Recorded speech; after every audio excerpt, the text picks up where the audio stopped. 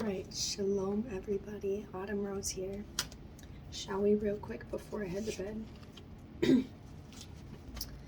November 20th. I am pleased with you, my child. Allow yourself to become fully aware of my pleasure shining upon you. You don't have to perform well in order to receive my love. In fact, a performance focus will pull you away from me towards some sort of Phariseeism. This can be a subtle form of idolatry, worshiping your own good works. It can also be a source of deep discouragement when your works don't measure up to your expectations. Shift your focus from your performance to my radiant presence. The light of my love shines on you continually, regardless of your feelings or behavior. Your responsibility is to be receptive to this unconditional love. Thankfulness and trust are your primary receptors. Thank me for everything.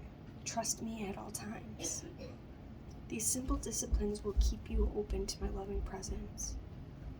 Ephesians 2:8-9. For it is by grace you have been saved, through faith, and this not from yourselves. It is the gift of God, not by works, so that no one can boast. Ephesians 3:16-19. I pray that out of his glorious riches he may strengthen you with power through his Spirit in your inner being, so that Christ may dwell in your hearts through faith. And I pray that you, being rooted and established in love, may have power together with all the saints to grasp how wide and long and high and deep is the love of Christ, and to know this love that surpasses knowledge, that you may be filled to the measure of all the fullnesses of God. And Psalm 62:8. Trust in him at all times, O people. Pour out your hearts to him, for God is our refuge. Out of Dear Jesus, we have, rather than planning and evaluating, practice trusting and thanking me continually. This is a paradigm shift that will revolutionize your life. Dear Jesus, you certainly know me well. When my mind is idle, it veers toward planning and evaluating. I seem to be addicted to planning. I think it's a way I try to feel more peaceful, but it actually has the opposite effect. Increasing anxiety, evaluating also seems to be second nature to me, as if it's my responsibility to pass judgment on everything and everyone. Please help me break free of these harmful tendencies. Beloved, an effective way of dealing with addictions is to substitute good responses for the harmful behavior.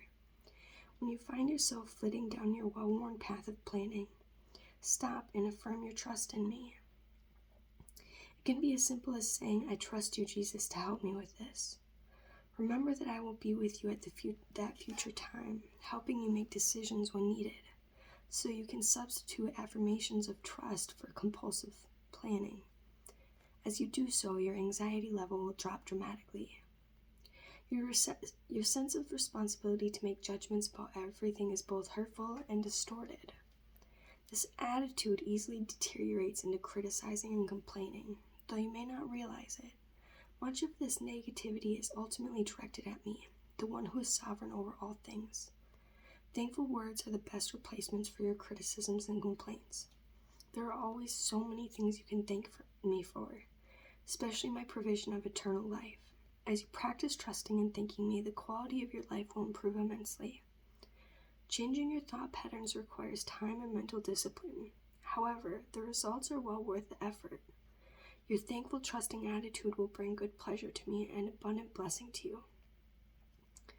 1 Peter 5:6-7. Humble yourselves, therefore, under God's mighty hand, that he may lift you up in due time. Cast all your anxiety on him, because he cares for you. Psalm 29:11. The Lord gives strength to his people. The Lord blesses his people with peace.